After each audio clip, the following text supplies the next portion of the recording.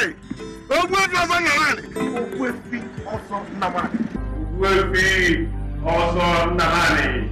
Ogbuefi Ozor Nnamani. Now that's a name that rings bells for every old school Nollywood fan. Ogbuefi is a pillar of society, a philanthropist extraordinaire, the kind of man everyone in the community would run to when they have a problem, and he'd actually listen, like really listen, with a genuine desire to want to help however he could. And luckily for those who went to him for help, his wife wasn't the type to stop her billionaire husband from stretching out his hands to help people. As a Knight of the Order of St. Bulumba, he was practically a saint in the eyes of the church. To his village people, he was God-sent. Everything about him was perfect. But here's the plot twist. All the accolades, all the fawning, all the handshakes and blessings, none of these people knew Ogbuefi Ozor Nnamani's biggest secret, that he belonged to a secret cult. And just as he was committed to the things of the church and community, he was also deeply involved in the shadowy, dangerous activities of the people in this Otum Nzuzo. Let's take a little detour to understand just how serious secret societies were back in pre-2000s. They were the fastest way to wealth for anyone who was willing to pay the price. Before Yahoo and all the other reeling vices of today got their shine in the spotlight, secret societies were the it club for desperate boys willing to become men. And it didn't really cost much, to be honest. Maybe the life of a loved one or two lives, you know, that's maybe. Or maybe a few years off your own life so that you die young and healthy like a bouncing 21-year-old. Nothing really that you'd actually miss, to be honest. And in exchange for this little small prize, you got lots of wealth, power, and fame beyond your wildest imagination. So I think you can understand why a lot of people were up for this bargain. It's unfair if you ask me. And time again, Nollywood brought these stories to the screen, both to entertain and to serve as cautionary tales for anyone willing and thinking of taking that dark shortcut to success. And so in the year of the Lord 2000, The Last Burial sought to lend its voice to that subject matter. Rumor has it that this movie is based on the real-life circumstances of an actual Ogbuefi whose death revealed dark secrets to all the places he belonged while he was still alive. The movie has 3 parts as is typical of movies of its era, so we'll take it block by block, starting with... One of my favorite things about The Last Burial is that it kicks off with a good part. Ogbuefi Ozor Nnamani's time is up. And just like that, 2 sharply dressed gentlemen appear in the living room of his mansion to break the news to him. They basically tell him in nicer terms, "Oga, your time is up, oh. Put your house in order, because the next time you see us, we're going to cancel Christmas on your ass. And the next time I see you, I'm going to cancel Christmas on your ass." Almost immediately, Ogbuefi calls his wife Susan, played by the ever-charming Eucharia Anunobi. "Darling," he says in that old Nollywood fashion, "I'll be going to Lagos tomorrow for an urgent meeting, blah, blah, blah, blah, blah, blah, blah." And Susan, understandably, is puzzled by this sudden unplanned trip. Ogbuefi explains that he just remembered he has church dues to pay and has to go get cash from Lagos to do so. And in case you're confused, this was the time before mobile banking apps became a go-to thing, and so all transactions were strictly cash. I know, sounds like a dystopian future, but that was our reality back then. Like the Flash, he's gone and back, and the first place he goes, as he said, is the church. Ogbuefi gives the Reverend Father 400,000 naira to clear his outstanding dues and support the ongoing church building project, plus an additional 500,000 naira personally for the priest's own pocket. If I didn't know better, I'd say Ogbuefi was trying to bribe God in a sense because, yeah. The priest is a little cautious of the urgency, only the urgency, not the sum. But ultimately, he accepts Ogbuefi's explanation that he's simply in a hurry to return to Lagos for his business. Next, Ogbuefi pays the king a visit, offering him another check of 500,000 naira for the ongoing community water project. Man has every angle covered. Business affairs, check. Church affairs, check. Community affairs, double check. Now I'm done with the affairs of men and the physical plane. Ogbuefi goes to visit his brotherhood to plead his case. I have served this brotherhood diligently for many years. And I have done what is required me to do. I have also fulfilled all my vows. And you have reaped the reward bountifully. Yes. Man doesn't want to die. Well, he doesn't actually beg like that, but he pleads his case like someone who is a lawyer in another life. And the worst thing for him is that his family will return to abject poverty, which is the main thing he's actually pleading for. He doesn't want his family, his wife and children to suffer. But their god Shankiki. What the fuck names a god Shankiki? Okay, but their god Shankiki is a jealous god, yes. Unless Ogbuefi offers a family member to take over his seat at the Brotherhood, it's back to suffering for all of them once he's gone. Ogbuefi begs the Supreme Commander to spare his children. He's like, please spare my kids, please spare my kids. Let them live their lives and become good Christians if they choose. They could choose to serve another god. They could choose to become good and sincere Christians. And immediately he uses the C word. The Supreme Commander is annoyed so much that he strikes Ogbuefi down, breaking his arm. Like I said, Shankiki is a very jealous god. Once the meeting is done, Ogbuefi hurries over to hand his wife a document instructing her to go withdraw every last penny from all their bank accounts immediately, take it to the priest for sanctification, and then use it for her and the children. At this point, Susan is like, something is very, very wrong. If she had a spider sense, it started to tingle at this moment. Something is definitely wrong, and Ogbuefi, you must give me answers. You must give me answers. And it's in this process of going back and forth for answers that tragedy strikes and Ogbuefi falls. One thing leads to another. There's the hospital, which he seems to be recovering, but then he dies. The chaos begins immediately. All their funds suddenly develops wings and disappears like film trick. While explaining the current predicament to Ogbuefi's brother Nnado, played by son Dede, the Brotherhood storms the house. Susan is confused. Who are all these men? She looks to Nnado for answers, only to see that he's one of them. And then slowly, she starts to understand what might actually be happening here. Hey God, it's not possible. It's not possible. It's a lie. Devil is a liar. I honestly fell for her at this point. Nnado then explains how Ogbuefi pledged his life to the great Lord Shankiki, meaning that the Brotherhood owns him in life and in death. They must be the last ones to see his corpse before he's committed to Mother Earth. Susan runs to the Reverend Father. She's confused. She wants answers. She needs help. You can see it all over her. She's unsure what to do. But one thing she's sort of clear on is that she wants her husband to get a befitting Christian burial, because to her, he was a Christian first and foremost. Every other thing everyone is saying, it's a lie. It has to be a lie. Thankfully for her, the Reverend Father is on her side. He sees things the way she does. And this doesn't please the great Lord Shankiki. And so he wants to show the Reverend Father small shiggy, just appearing as a breeze to scatter his office, and I'm like, Shankiki. The community, on the other hand, doesn't want Ogbuefi to be buried in the church, in the place where is reserved for knights. They think someone befitting of his status needs a full-blown Ofala festival kind of burial ceremony in his house, and where everybody will come and rites will be performed and whatnot. The church concedes to this, but eventually we understand why. Susan pulls a fast one on everyone, and on the day of the burial, she takes the corpse straight to the church, ignoring warnings, ignoring threats from Nnado and the others. And this is where the first major drama unfolds. The pallbearers can't get through the entrance of the church, and this is because the great Lord Shankiki had sent someone to go and plant something on the ground there, keeping them stuck. Susan calls on the Reverend Father to do something, and he tries. Well, let's just say that after this round, Shankiki won. The Reverend Father is like, take him to the house. I will come and meet you there. Susan is heartbroken. She's devastated. What does this mean? Why? And suddenly, once this pronouncement is made, the pallbearers can now move.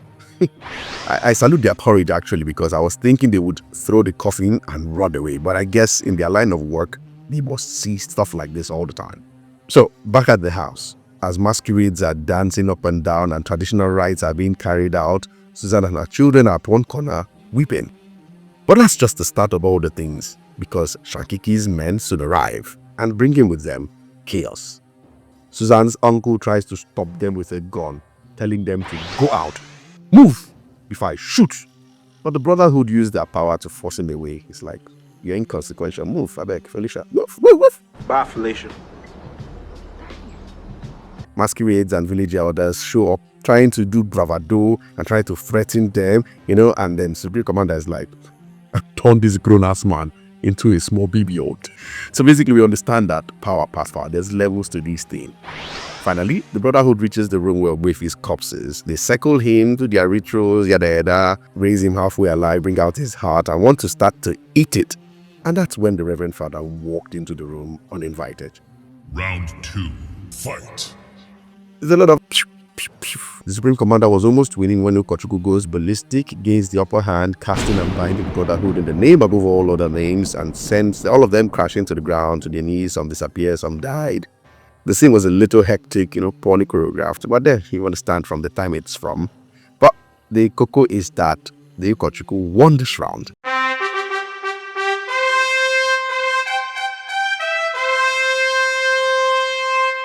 Yes. He sent Shankiki and his people into serious confusion. But the biggest takeaway is that, look at Ogbuefi. This is not how a dead man should be. He is halfway animated, half alive, half dead.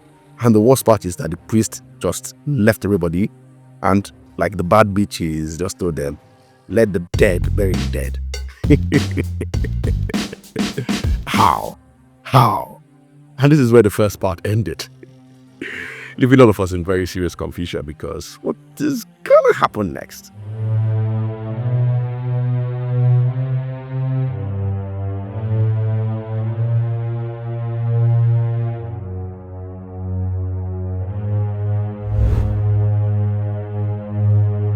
The second part was exactly where the first one left off. Ogbuefi Ozor Nnamani sitting upright, his eyes wide opened, right hand stretched forth. Suddenly, a mysterious force strikes and all the bodies of Shankiki's worshippers vanish. We understand that the great Lord himself has intervened to save them from certain death. And all hail Shankiki, While the Brotherhood lick their wounds and contemplate their next move, Ogbuefi's spirit appears in their midst. His face is heavily coated in dust and powder, and he delivers a chilling message from the underworld.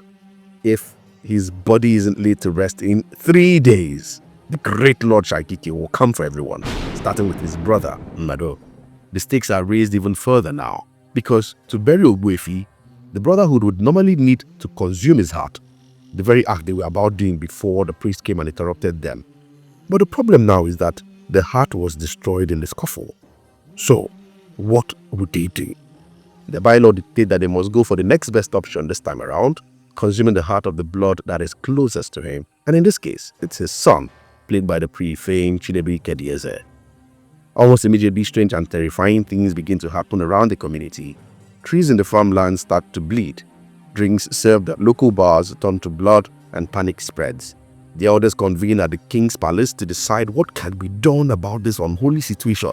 How can we put an end to all this nonsense going on about our community?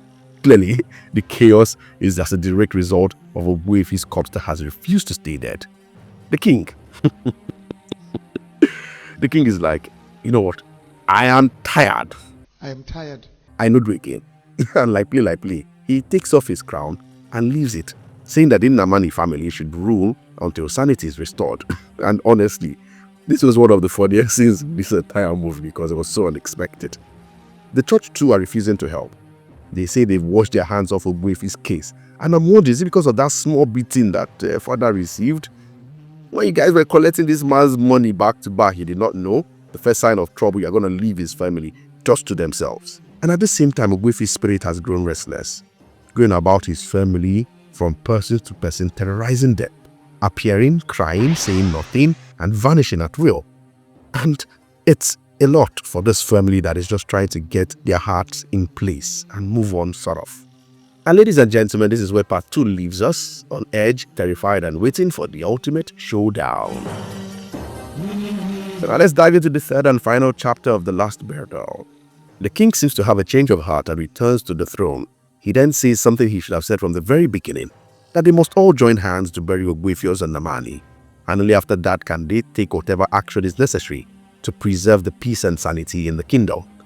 To carry this out, they summon a powerful Dibia, Agbarakwe, who declares that his gods have foretold him that Ogbuefi will be committed to Mother Earth in 3 days. 3 days. 3 days. Meanwhile, Susan and Nnado have another showdown. Their exchange is full of long, impeccably delivered English dialogue, the kind that makes you appreciate old Nollywood actors' acting chops. But on a more serious note, this scene, like many in the movie, could have done with a little more brevity. But it still ends as it usually does, with both characters firmly on opposing ends. That night, the Brotherhood's messengers appear at Ogbuefi's hole, ready to slit the throat of his only son. But their plan is thwarted effortlessly by Mama's prayers. Yeah. Not satisfied, they try again, this time targeting the boy in his dreams.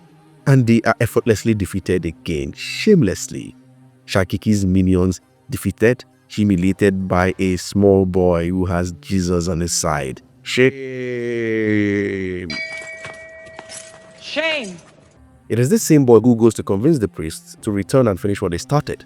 He reminds them that with God on their side, all things are possible.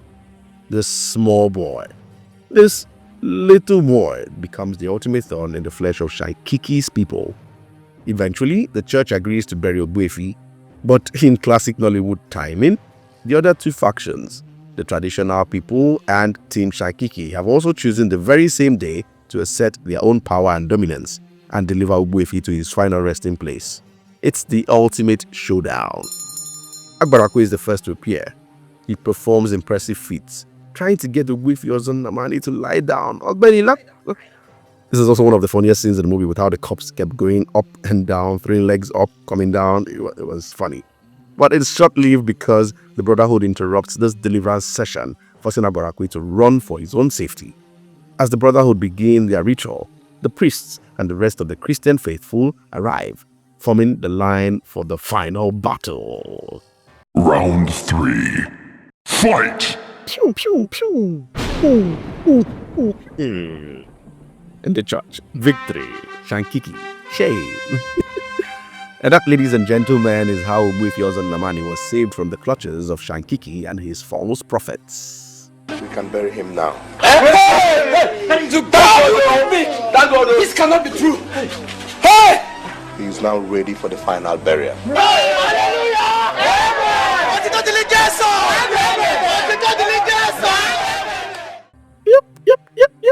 Yep. As kids, the last burial scared the shit out of us. It was one of those films that after you saw it, you'd need an adult to accompany you to go take a piss, for fear you'd bump into Ogbuefi in the dark. And it was that horrifying, in the eyes of kids, I mean. But how much of that horror holds up today? Not much, as you might have expected. Like most of the movies made in that era, the elements used to bring the story to life have all waned on the backdrop of what's obtainable today. But that doesn't mean the story has fallen out of favor. The story, in my opinion, is still one of the best parts of the movie. Even as talks of secret cults with the powers to give wealth are no longer the talk of town, it would be foolish to ignore that pockets of these practices still exist, or that the damages that they wrought back in their heydays have suddenly stopped being felt by those who were their victims. They say the last burial is based on true events, or at least on tales whispered in hushed tones in certain circles. And if that's true, then I imagine cultists learned the harsh lessons from movies like this. They learned to keep their business private because once things go public, chaos follows. And these days with social media, a story like this would go viral in minutes. The movie also reminds us of the quirks of Nollywood in the early 2000s. Like most movies from that era, the editing can be sloppy, scene transitions are sometimes abrupt, and pacing can feel a little chaotic. But that's also part of its charm, if you ask me, because despite these technical flaws, The Last Burial captures a very specific slice of Nigerian cinema. At the end of the day, it's a movie that entertains, teaches a cautionary tale about greed and secrecy. So while it might not win any awards for technical perfection, The Last Burial has earned its place in Nollywood's history and in the hearts of fans who grew up watching these iconic stories play out on screen. Do you like The Last Burial? Do you remember watching it as a kid? And what were your thoughts back in the days? Did it scare you to shit like I said it did me and some other people I know? Whatever the thoughts about the movie itself and about this recap, let me know in the comments. Like, share, subscribe, and as always, I'll see you in the next video.